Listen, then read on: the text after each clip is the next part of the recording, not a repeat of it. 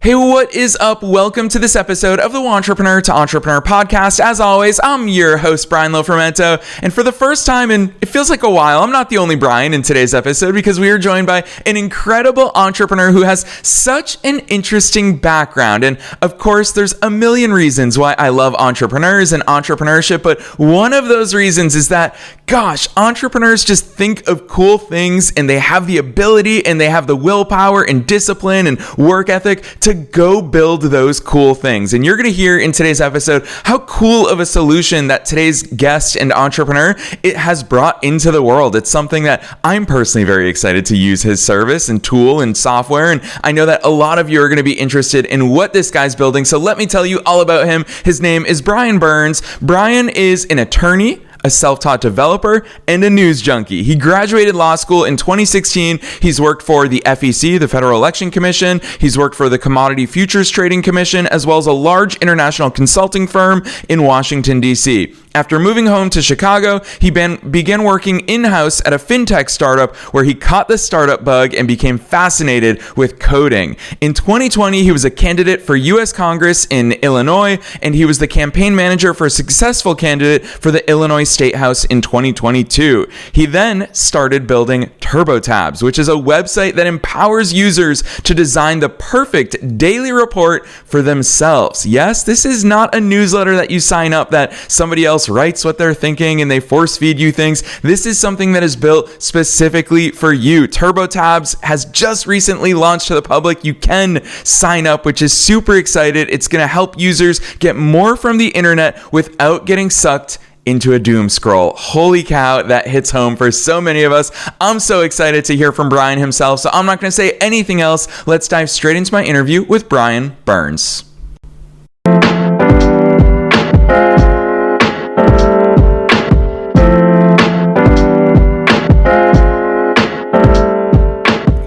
All right, Brian, I'm so very excited that you're here with us today. First things first, welcome to the show. Thank you so much. I'm really excited to be here. I listen to your podcast all the time. Oh, thank you so much, Brian. That's something you and I didn't talk about off the air, but I'm so appreciative of that because I am fascinated by your background. You seem like a bit of an anomaly because you are a lawyer, you've worked in consulting, you've worked in the startup space. You also can just build things with your very own hands. So, Brian, you've got to take us beyond the bio. Who the heck is Brian? How'd you start doing all these cool things? Yeah, so I've just always been a curious person. I can remember way back in grade school, the constant feedback I always got from my teachers was, Brian asks really good questions. And that's what the teachers would tell my mom. And that was good for me to hear, but there was a little bit of frustration. I just always want to learn new things. I always want to go deeper. I want to understand exactly how things work. And that kind of curiosity has really driven me throughout my career. My main motivating thing is I always want to learn more. I always want to do more, and I'm always focused on improving myself and gaining more skills. So I think that's something that's definitely helped me at every job that I've been in. Certainly, it helped me in law school. It helped me in undergrad. And building TurboTabs, the infinite curiosity has really been essential because a lot of the things that we're building have not been built before, or we have to find new solutions to problems. So it's been a lot of fun building. Yeah, I love the fact that you talk about solutions and problems. This is at the very core of what it means to be an entrepreneur. And I love the fact, I didn't tell you this before we hit record, but I love that news junkie makes its way into your bio because that's totally how I feel, Brian. I love seeing what's going on in the world. I love expanding outside of my own little corner of this planet and my own little corner of what I'm working on and what I'm consuming to see what else is out there. And so I want you to talk to us about that news junkie aspect for yourself personally and how that played into you envisioning TurboTabs and bringing that into the world. Yeah, so like I mentioned, and like you said for yourself, I'm curious about the world. I want to know what's going on. Probably my main source of news is podcasts. I have a list about 4 or 5 daily podcasts that I listen to every single day. I like to get perspectives from multiple sides. And then, like everyone nowadays, I actually do a lot of my news gathering scrolling through social media. It's not necessarily the best way to get my news, but it is, when I wake up, I roll over and I check my feeds. A lot of times it's almost an anxiety driven thing where I just want to see, make sure everything's still okay, make sure, the world's still spinning, that sort of a thing. But then it's very easy to get sucked into a doom scroll. And I just I looked up a few figures before the podcast that I'd like to share with you and your audience. One is that Americans now are spending on average 4 hours and 37 minutes on their phone each day. That's even more for Gen Z. And this adds up to about 1 full day per week, 6 full days per month, 70 full days per year. And if we assume a 77-year life expectancy, which is what we have in the United States, and even accounting for, let's say you don't look at your phone for the first 10 years and the last 10 years of your life, that still gives you 57 years of phone using. And I calculated it. That means 11 years of our life are spent looking at our phones. And so screen time addiction is a huge problem. 45% of Americans think that they're addicted to their phones. And that's really essentially what TurboTabs is trying to help break that cycle. So if you're checking in the morning, you might just want to know, what's the headline news story. But then all of a sudden you're scrolling and you're into the weeds on some random subject that you had no idea about. Or you're getting, whatever, you're getting sold stuff constantly. And it's no secret that the entire business model of a lot of these social media companies is to draw you in, give you that dopamine hit, and keep you coming back. They take a lot of their playbooks from casinos and how they design their applications. And so TurboTabs is all about empowering people to get back in control of how they experience the internet. Instead of passively consuming a feed that is being given to you based on some algorithm that you have no idea what it is. And it's not for your benefit. Again, the point of these algorithms is to keep you engaged, keep you there so that they can push ads to you. So with TurboTabs, we're trying to kind of turn it around and put you back in control. So how it works is you sign up on our website and you're going to be able to create a new report. And each section of the report is something that you design. So, for example, a lot of users like having their calendar, their agenda for the day at the top of the page. So you'll get the weather report for the day, you'll get an inspirational quote, and then right below that, you can link your Google Calendar or your Outlook calendar, and we're going to print you a nicely formatted preview of your day ahead or of your week ahead. You might want to be following some of the stocks that you follow. So you can add in several different stock tickers. And each morning, we're going to hit some APIs. We're going to get the data. Where did it close? Where did it end? What's the change year over year, month over month? And we're going to give that to you in a nicely formatted table. And that way, you've got kind of the most important things that you want every day, whether it's sports news, whether it's regular news, whether it's your horoscope. And even we have a function for a chapter a day for reading novels. So the idea is all of this, each morning, our computers are going to go out to the internet. We're going to do all the work for you. So you're not logging into several different websites. So you're not logging into several different feeds. We're going to get the information for you. We're going to put it into a beautifully formatted PDF, and we're going to send it to you in your email. And that's basically how TurboTabs works, and how the idea is that you can read that and you can be confident that you've got all the news that you need for the day. You don't need to log into all your apps, and you can just move on. Yeah, I love that. And Brian, I will say one of the things that caught my eye as soon as we came across TurboTabs is the fact that it is that PDF, because my morning habits is I open up Twitter and I open up Reddit and I open up sports score apps and I open up my Gmail. I open up so many different things. And the fact that this is one PDF, which to me feels like, okay, this is a document and I'm going to consume what I need in the document, and I'm not leaving that document. I'm not going to open up 30 different apps. And so that's not lost on me, the fact that you've so intentionally created it into a PDF. But I want to ask you this question, because a lot of people will say, yeah, this is a great idea. And I'm sure you've gotten this feedback in real life all the time of, holy cow, why didn't this come out sooner? Like, this is an amazing solution to a real life human problem. Those stats that you listed for us are terrifyingly accurate and so scary for us to confront societally. But Brian, what I want to ask you is, where along the way did you go from seeing this idea and thinking of this idea to actually developing it? Because I can only imagine the amount of work that goes into building something like this. You were not a coder or developer by trade in the early parts of your career. You are an attorney. I want to keep reminding people of that fact because I think it's such a cool story. Where along the way did you say, I'm going to build this thing?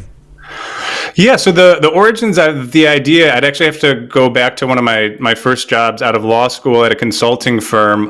We were working on a mass tort litigation, and part of my job was getting information from several different spreadsheets and databases, combining it into a nice daily report that I would then email, up the chain to the higher ups so that they could have this nice, neat report that they just consumed every morning. And they, like that, they knew what was going on. Even when I was making that report, I remember thinking it would be really nice to be on the other end of this report, just receiving that information. Fast forward, a few years, and during the pandemic, actually, I didn't mention this in my bio, but I actually did also have a brief stint as a middle school teacher. A local school had a position. They needed someone on an emergency basis. It was actually a friend of mine. So I started teaching fifth grade math, believe it or not. And in that role, same thing. Each morning, me and a few of the teachers would have to email each other a worksheet that we would then print out for our class each day. And again, same thing. I was spending all this time going out, getting the information, and getting it to a PDF so I could print it and hand it out to the kids. So the idea for the PDF is really about, like you said, kind of limiting the amount of information that you have to consume, limiting that universe. And by doing that, you actually give yourself, you're kind of more empowered in that way. There's a phrase in, I think it's a marketing phrase, but it's the medium is the message. And so by making the medium a PDF, we're sending a couple of messages. One is that, like you said, read this and you're done. Done. It's a finite document. It doesn't scroll on infinitely. It's done. Another message that we send is it's archivable automatically by nature. What does this mean? Well, if anyone who's familiar with the internet knows that it is constantly changing.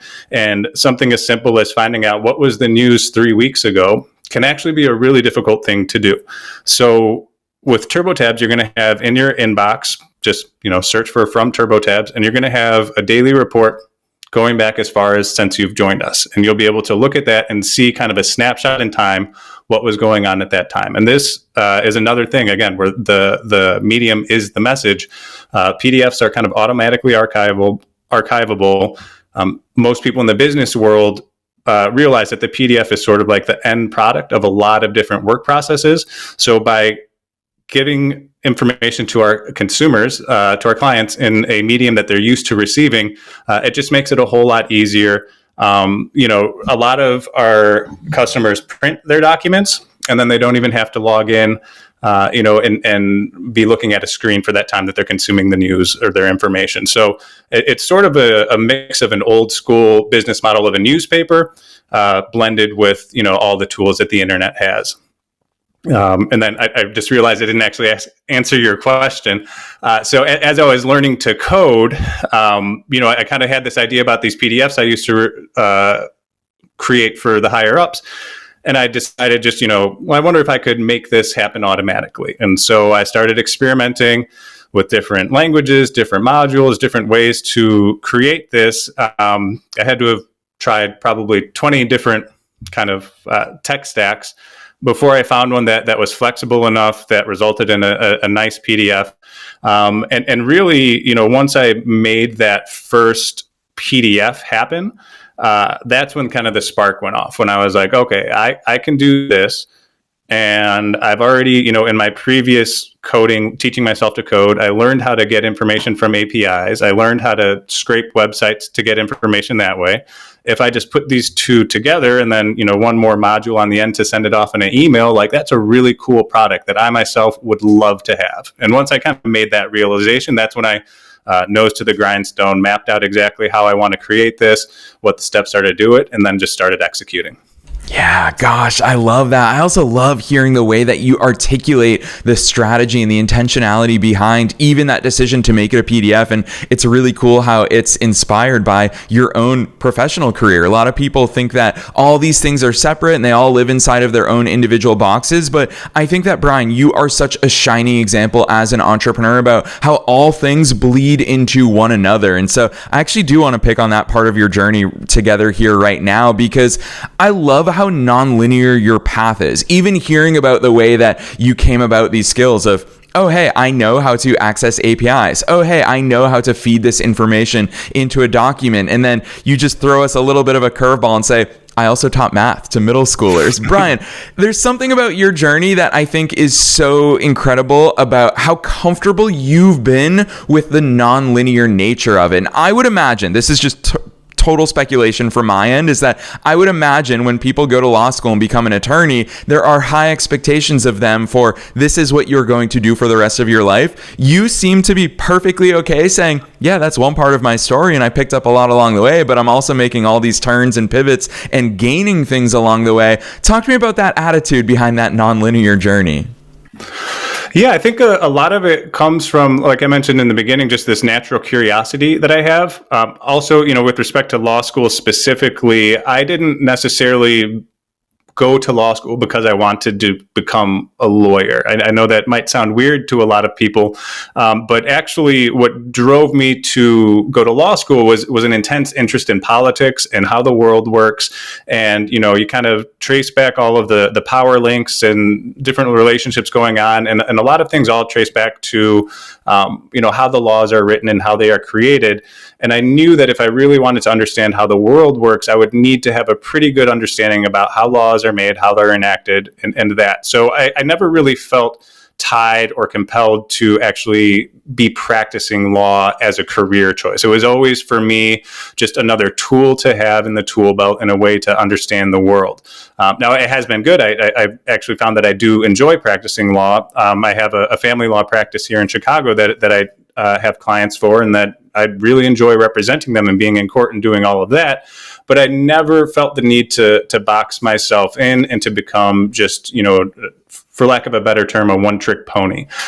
There's a Shakespeare quote that gets quoted out of context constantly, and your listeners have probably all heard the first part of the quote, which is "Jack of all trades, master of none." That's, the quote that everybody hears and they think, oh, I got to just focus on one thing and do that one thing really well. But the actual full quote is "Jack of all trades, master of none, often better than a master of one." And so just the fact that that quote has been pullen out of context and used to, encourage people to just do one thing, I think is kind of emblematic of, kind of how the world works right now. And that's not to say that there's anything wrong with specialization. It's obviously incredibly important to have some specialized skills. But for me, I have always seen the value in being able to connect these disparate disciplines and find the commonality between them. And so that's kind of where I think my superpower is. Yeah, gosh. Yeah, actually, Brian, I'll confess here publicly, I never have heard that quote in full. It always has stopped at master of none, and that's incredible. And I think that that's going to resonate with so many listeners in our audience, because I feel like that's at the very nature of entrepreneurship. Is you've talked a few times about curiosity today and the importance to yourself. I think that that's a common theme across all entrepreneurs, is we love learning, and to a detriment sometimes we love consuming more than we love creating, but it is because of that curiosity that goes into it. So I love that. Because you brought up a quote, I'm a big sucker for quotes, and it immediately caught my eye when I was doing my research ahead of our conversation today about a piece of advice you got from a high school teacher that has influenced you heavily, and that is, anything worth doing is worth doing wrong. Because you're shattering so many of our commonly held beliefs here, Brian, with that Shakespeare quote. Talk to us about that, because a lot of people do get paralyzed. I'll pick on some entrepreneurial generalities again here. A lot of times people get paralyzed by perfection or waiting until they're ready, which I think is a total BS notion. So talk to us about why anything worth doing is worth doing wrong. Yeah, exactly. And again, this kind of turns the conventional wisdom on the head, where, most people think, oh, if I'm going to do it, I got to do it right. I got to do it perfectly. I got to make sure that everything's just right. But really the exact opposite is true. In 90% of things in life, if you get it 80% done, that's usually good enough for most things. And especially when you're building a product and you're building something new, being comfortable with it not being perfect is almost a prerequisite to getting it off the ground. With TurboTabs specifically, the first versions of it were horrible. The first PDFs I created looked really ugly. The first emails that I sent were getting blocked by spam filters. The first landing page that I had, nobody clicked on anything. But it was out there and it was out in the world. And as I incrementally improved it, I was able to start to see that this is something that people are interested in. Kind of more broadly speaking, in life, if something is important to you, if you want something, it doesn't matter what it is. It doesn't matter if you want to be a good family man, or you want to be a good friend to someone, or you want to be a good artist. Whatever it is that you want, if it's important to you, you have to be okay with it not being perfect. You have to be okay with just going out there and doing it. Because unless you take that first step, unless you get out there and do something, then it's always just going to be an idea in your head. It's going to keep you up at night. It's going to be rolling around there and nothing's going to improve. You absolutely have to be comfortable with failure. That's something that I believe 110% is that if you're not comfortable failing, you're never going to do anything significant, because all the easy things have already been done and there's not a whole lot of reward behind them. So if something's important to you, you have to be willing to do it imperfectly, or you're never going to get it to where you want it to be. Yeah, I really appreciate how much you call out the fact that early iterations of TurboTabs was not great. It's something that I constantly say here on the air is go back and listen to episode 0. This podcast was terrible. I'm so grateful for anyone who found it way back then and still subscribed to it and still tuned in, because it really wasn't good, Brian. But that's why I'm a big subscriber to that belief of first you need to make it exist, then you can make it better. Talk to us about that development roadmap or that timeline, because we've all heard that term of MVP, a minimum viable product. You've launched something into the world, Brian. That is such a huge achievement and accomplishment, and it's a huge risk. It's something that very few people do. More dreams die from not even launching something than what happens after people actually launch it into the world. So talk to us about that development roadmap. When along the way did you say, okay, this is good enough, that 80% that you mentioned? Yeah, so I guess there's a couple different stages, right? The first thing with a digital product like I have is you want to build something that can at least test the business model. And so for me, what that meant was basically building a landing page that was, hey, this is what TurboTabs is. This is what it's going to do. Sign up here for a free trial. And that was more or less it, right? The TurboTabs idea, we've explained it now. It's a personalized report that you design that we email you in a PDF. It's pretty simple, right? And so the idea, I could have very easily got bogged down in, building this perfect product and making it and all these bells and whistles. And then I could have gotten to the end and figured out that nobody wants this, right? And so that would have been a huge waste of time, a huge problem. And so what I did instead was I built, like I said, a very simple landing page. I made sure that it explained clearly what the idea was. I made sure that it was clean and professional looking, but the functionality behind it wasn't there. Still, it was launched there. I asked some family and friends to look at it, and that's important to have family and friends look at it. But what's also important is to get an idea of, again, the business and how does this feel to somebody new who doesn't know me, who doesn't have any sort of trust to me? How does it feel to them? So in addition to getting the landing page set up, I set up a Google Ads account, and I started spending a few $100s a month running ads. And I experimented with a couple of keywords, and I finally got to a keyword where not only was I getting people to click into the website at a reasonable cost, but I was also getting conversions at a reasonable cost. And at that point, once I realized that, okay, this is one funnel that could work. This isn't necessarily the only funnel, but this shows that there are at least people out there searching for something like this. My search terms were something like customized report or automatic newsletter, those kinds of things. But I got this signal in it, and it wasn't a large signal. It wasn't a loud signal, but going back to this, being comfortable with it being 80% done and being able to get what you need from that with just this landing page, with just those, very small budget and Google Ads, I was able to see that, yes, people do want this. And so let's keep building from there. And then it was just a matter of building out small functionalities one step at a time until I got to the point where, yeah, this is something that people will pay for. Yeah, Brian, I want to ask you this question with your CEO hat on, because you mentioned asking friends and family to be beta testers for you, which is very cool. And it's super great that you've got that support network to plug that gap for you. But what I always find is that when you ask for criticism or feedback, you'll get it. And if you ask 50 people for it, you're going to get 50 different pieces of it. You, as the CEO and founder of TurboTabs, you also are the one filter that says, okay, I hear this feedback and I want to make this actionable, or I'm going to develop something that solves that problem. What's that filter look like on your end? Because I'm sure that you've been told 500 things that you could do to change or to improve TurboTabs, but somewhere along the way, as the CEO of the company as well, and the developer of the tool itself, you're the one who says, okay, this one I'm going to take on board. I'm going to prioritize this one. This one is completely irrelevant. Sorry, mom. But all of those things, how do you serve as that filter, and how do you view that feedback?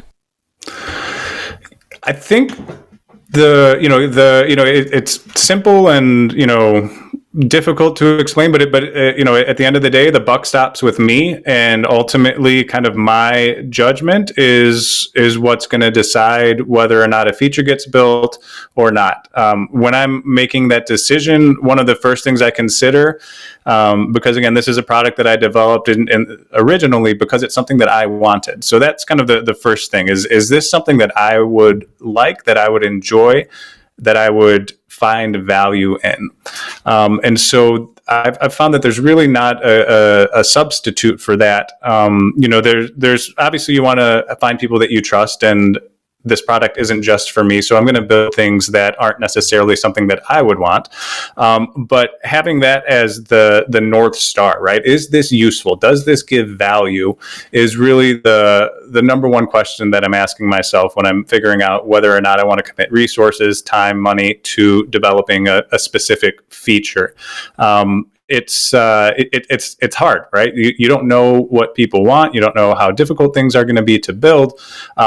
But at the end of the day, that's one of the I say it's both a perk and a downfall of being the CEO, is that I get to make the decisions, but if I make a decision that wastes 20 hours of developer time, that's also on me. So it's a balance, and again, you have to be comfortable with the fact that you're going to be wrong. You are going to be wrong. If you're not wrong, you're not trying hard enough, right? If you're not, if you're not aiming, one sure sign that you're not aiming high enough is that you hit all of your targets. And so that's something that, again, being comfortable with failure, being comfortable with the fact that it's not going to be perfect, that you're going to make some mistakes, that you're going to waste some time, but you're always moving forward and you never stop. That's the most important thing.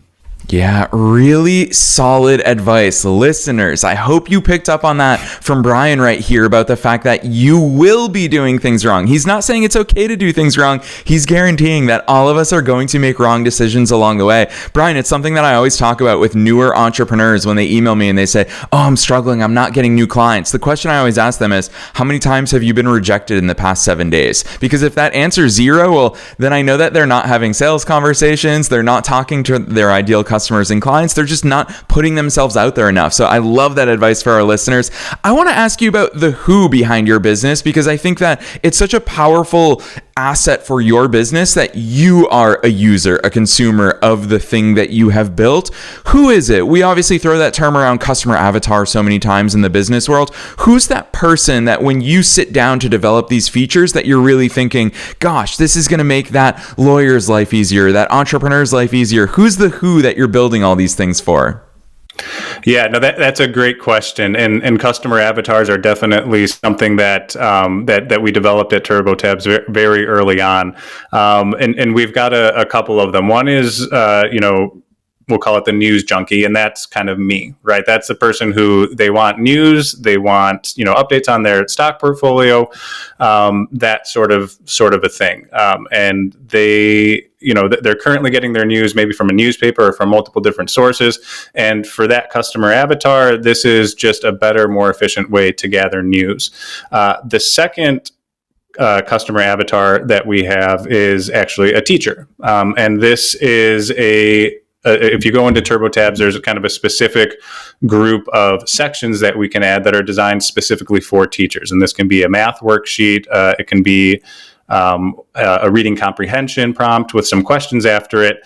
And so that's the other lens that I'm looking through there is how can I save teachers time? The one thing I learned, I was only a teacher for 2.5 months, maybe 3 months. It was the hardest job I've ever had in my entire life. I was at work an hour early. I stayed there a couple hours late every night, and I was still never ahead. And so anything that I can do to make a teacher's life a little bit easier, whether that's emailing them their schedule in the morning, whether that's emailing them a worksheet every morning, that's kind of the second customer avatar main group. And then the third one is we also do have a B2B service line. And so this is for businesses who maybe have a more complex data ecosystem, and we have a customization, an individualized onboarding process for B2B clients where we actually integrate with their systems that they're already using and then produce a tailored report for that organization. What are their KPIs? What are the things that they're tracking? What are they looking for in terms of insights from their data, and how can we get that to them simpler? So those are kind of the three broad categories of customer avatars that we have. Yes, I love how intentionally you think about these things, and obviously it's baked into your strategy and how you're growing TurboTabs, and I love hearing that so transparently and generously shared by you here on the air today. Brian, I want to squeeze 2 more questions in because it's so much fun to think about not only how awesome your product is, but how cool it is the way that you view these things and the way that you've brought it into the world. So that first question I want to squeeze in is looking forward into the future. Obviously, we're here in 2025 now. AI is going to continue to be all the rage. How much is current tech, tomorrow's tech, AI? How much is all of that playing into the way that you view the future plans for TurboTabs? It's certainly going to be a part of it. But I don't want to, with AI specifically, part of the whole pitch of TurboTabs is that this is not an algorithm deciding what you consume. This is you deciding what you consume. So in that step, we're a little bit removed from this AI race. We're also a little bit significantly removed from the screen time race. All of those figures that I mentioned to you earlier, yes, that's how long you're looking at the phone.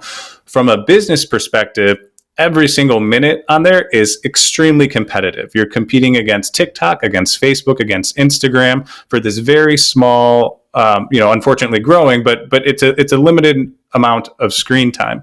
And so that was one of the things with TurboTabs that I wanted to make it not for Luddites, right? This isn't for people who are against technology, but this is for people who want to manage how they interact with technology in a more healthy, a more helpful way. So we will definitely use AI in some aspects of what we do.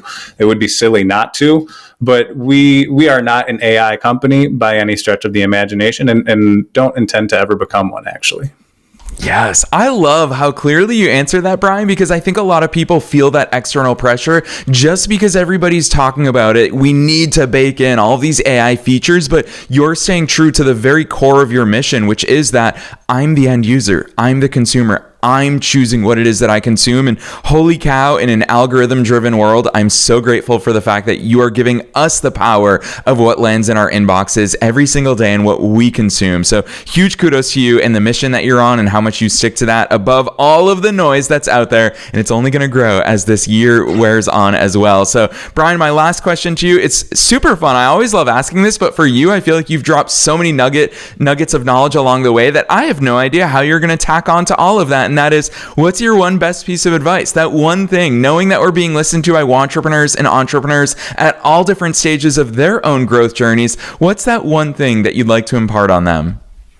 Well, so I have to admit, having listened to your podcast, I was prepared for this question. So I do have a bit of a prepared answer here.